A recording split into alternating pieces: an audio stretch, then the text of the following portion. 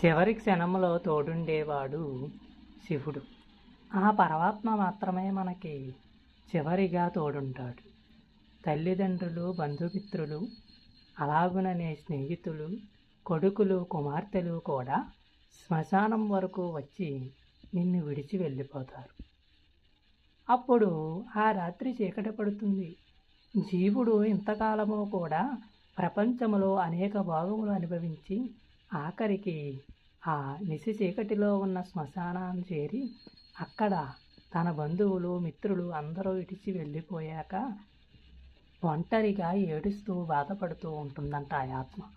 అప్పుడు పరమాత్మ శివుడు అక్కడ నీకు తోడుగా ఉండి, ఒరేయ్, అందరూ నిన్ను విడిచి వెళ్ళినా నేను నీకు తోడున్నాను, నువ్వు నా నామస్మరణ చేసుకుని మోక్షము పొందు అని ఓదార్పు మాటలతో హక్కున చేర్చుకునే తండ్రి ఆ పరమశివుడు.